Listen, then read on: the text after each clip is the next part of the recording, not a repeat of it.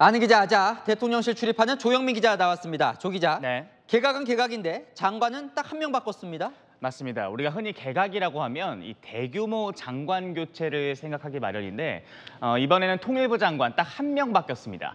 대신 부처 차관 12명을 교체한 겁니다.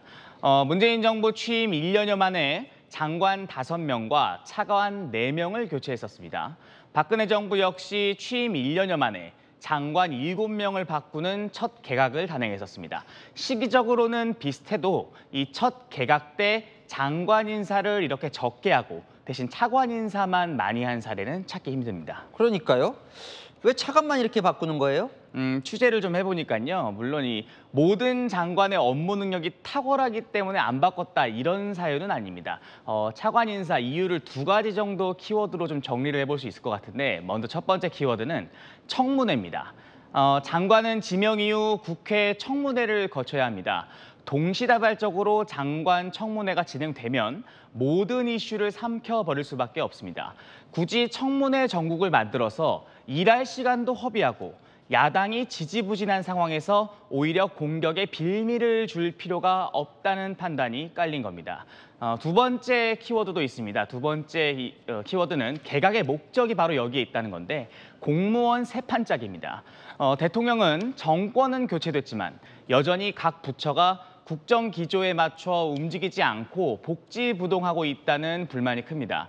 장관이 부처의 얼굴이라면 차관은 실무 라인의 정점입니다. 각 부처 실국장 인사 판을 짜는 것도 이 차관인데 이번에 발령이 난 이 차관들이 곧 내부 인사도 단행할 예정입니다. 한마디로 이 공직 사회에서 문재인 정부 색채 빼기가 시작됐다 이렇게 말할 수 있을 것 같습니다. 대통령실에서는 대통령의 어제 이 말을 유심히 새겨들어야 한다는 말도 나왔습니다.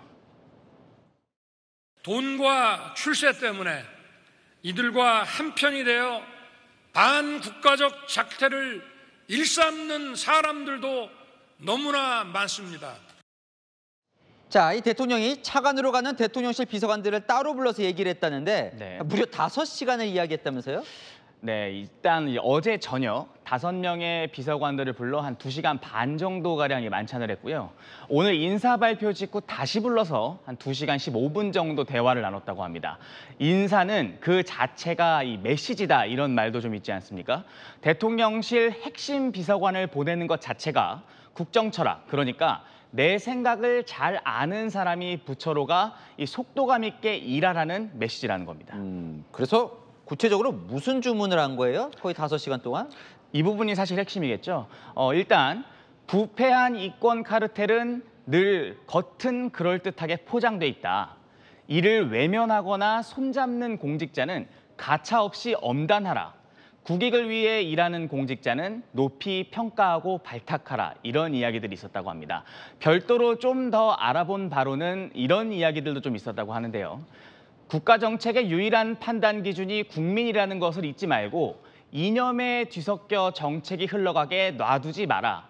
내 밑에서 일하다 가는 것인 만큼 장관도 실국장들도 주목하고 긴장하지 않겠나. 잘 활용해서 국정 성과로 이끌어라. 이런 취지의 이야기들도 있었다고 합니다. 기강도 다 잡고 내 뜻도 잘 전하라는 건데 속내는 지금 부처들이 발등에 떨어진 이슈들을 잘 챙기지 못하고 있다는 이 답답함도 좀 담겨 있는 것 같습니다. 이번에 바뀐 차관 부서의 경우 국토부는 건설 현장 폭력 행위, 이른바 건폭 엄단과 이 전세 사기 단속이 있고요. 해수부는 후쿠시마 오염수 대응, 과기부는 이 나눠 먹기식 연구개발 보조금 점검, 환경부는 4대강 보호 재건이 핵심 현안입니다. 다만 야권에서는 실세 차관이 가니 장관이 허수아비가 될 거라는 우려가 나오고 있습니다.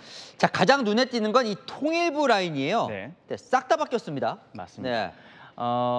네. 이런 경우가 사실 굉장히 드뭅니다. 통일부 장관, 차관, 또 대통령실 통일비서관까지 싹 바뀌는 건데 그 인물들이 좀 더 관심입니다.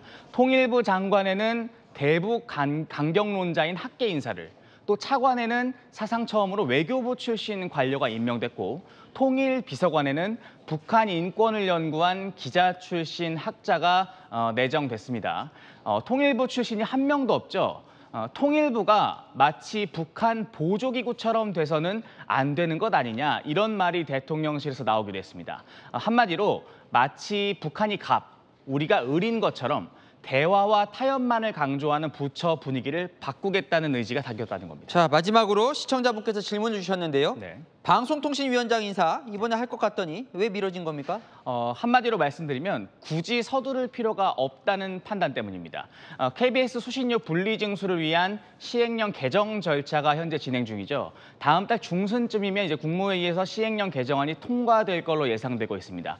이것부터 마무리하고 지명해도 늦지 않다는 겁니다. 수신료 분리 징수를 방송 탄압으로 규정하고 이 공세를 펴는 민주당인데 여기에 신임 방통위원장까지 지명해서 사안을 굳이 키워줄 필요가 없다는 판단도 깔린 것으로 보입니다. 네, 잘 들었습니다. 아는 기자 조영미 기자였습니다.